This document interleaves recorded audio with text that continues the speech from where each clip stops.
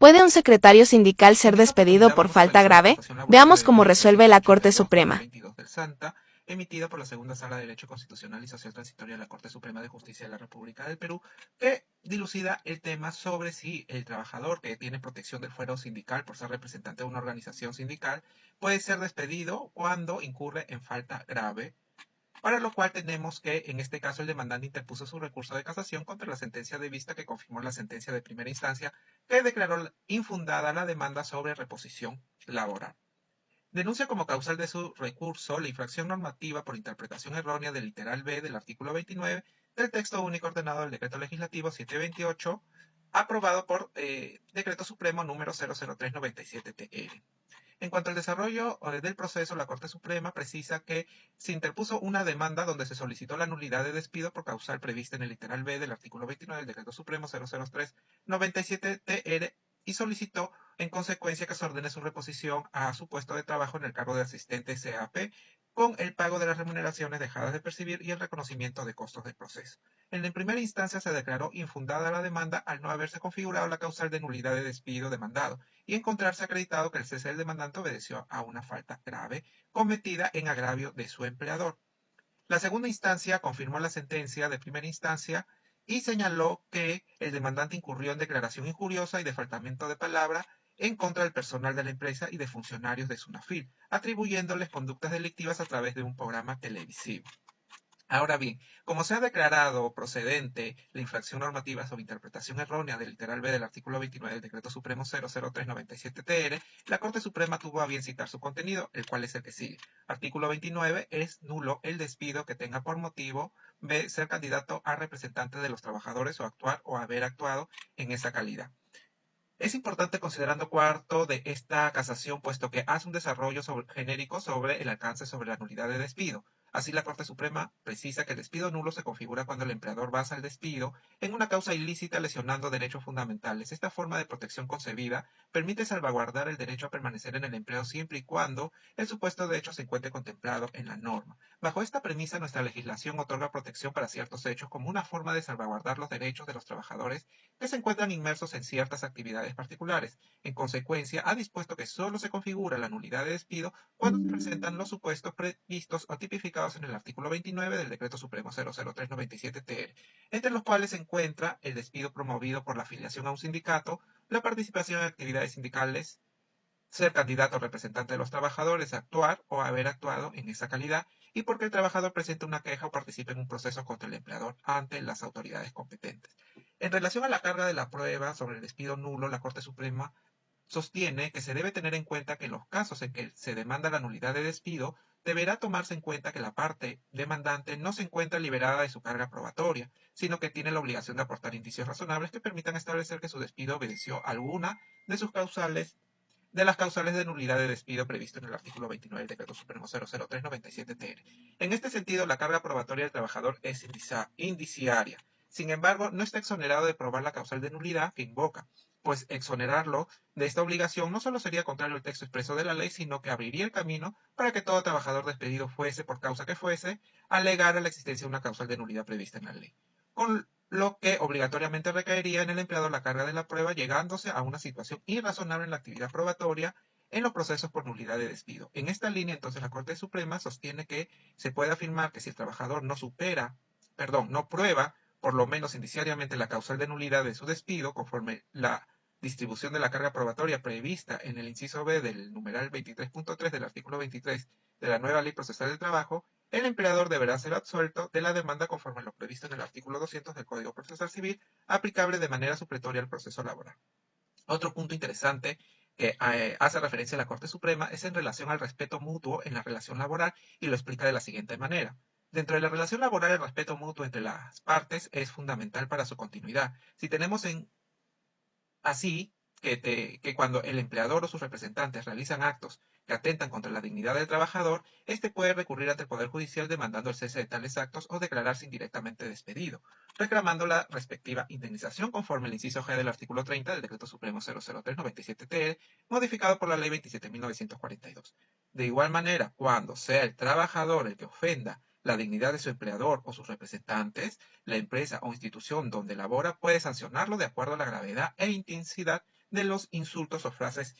irreverentes, así como a la difusión de los mismos, para lo cual utilizará su poder disciplinario reconocido en el artículo 9 del Decreto Supremo 00397-TR. En esta línea, respecto al proceder de un dirigente sindical, debemos señalar que la condición de dirigente sindical se encuentra protegida por el fuero respectivo, conforme al artículo 30 del Decreto Supremo 010-2003-TR, que es el texto único ordenado de la Ley de Relaciones Colectivas de Trabajo. Sin embargo, dicha protección no puede extenderse al caso cuando los dirigentes incurren en faltamiento de palabra verbal o escrita en agravio del empleador o sus representantes, pues admitir tal situación implicaría fomentar los actos de indisciplina al interior de las instituciones y empresas, así como amparar el abuso del derecho, lo que se encuentra proscrito por el último párrafo del artículo 103 de la Constitución Política del Perú.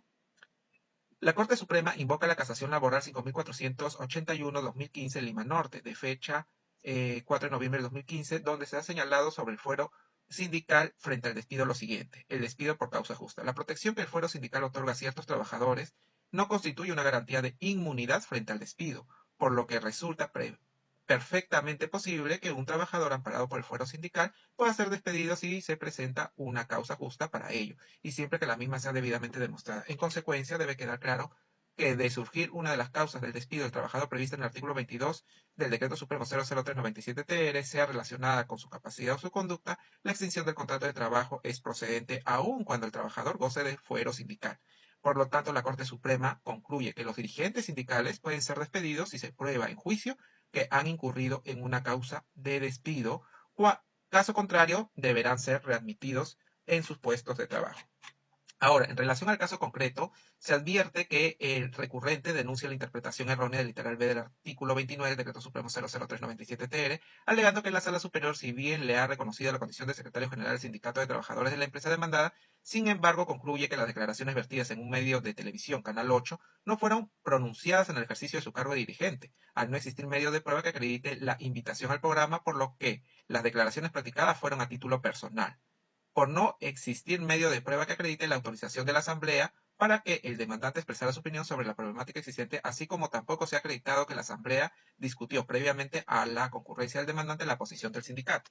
Al respecto, señala que sí actuó en su condición de secretario general cuando declaró en el noticiero, habiendo recibido la invitación para acudir al programa televisivo, conforme lo demuestra con los videos que se adjuntan, no siendo necesaria una invitación formal para considerar que sus declaraciones eran hechas en representación del sindicato, no siendo necesario probar que contaba con autorización previa del sindicato para hablar en público sobre la problemática laboral de los trabajadores, ni discutirse en una asamblea respecto a la posición del sindicato frente a estos hechos. Del análisis de la sentencia de vista, sostiene la Corte Suprema, como del proceso, se verifica que el demandante en su condición de secretario general no ha tenido mayor actividad sindical entre diciembre de 2017 a junio de 2018, pues no se verifica de autos que en este lapso de tiempo haya realizado actividad sindical que conlleve, por ejemplo, la presentación de un pliego de reclamos ante el empleador o la autoridad administrativa de trabajo que haya precedido a su cese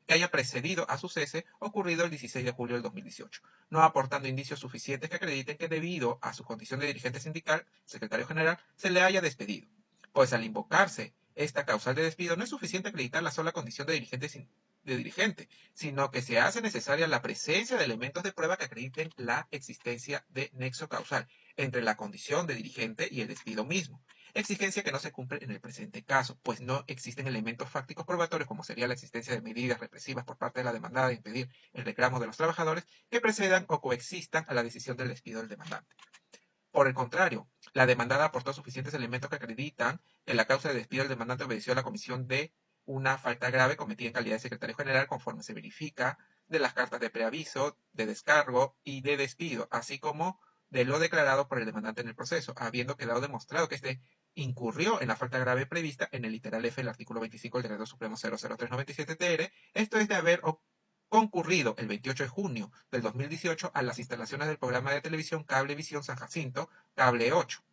donde atribuyó conductas delictivas a los directivos y jefes de las áreas de la empresa demandada, al expresar que estos reciben coimas de las empresas tercerizadoras y que roban dinero, acusando además a los funcionarios de la Autoridad Inspectiva de Trabajo, SUNAFIL, de estar encubriendo estos hechos a cambio de un pago dinerario. Expresiones que, conforme a la norma descrita, se configuran como una falta grave del trabajador al haber proferido en un medio de comunicación masiva expresiones insultantes y humillantes, hiriendo con ello la dignidad del empleador y de sus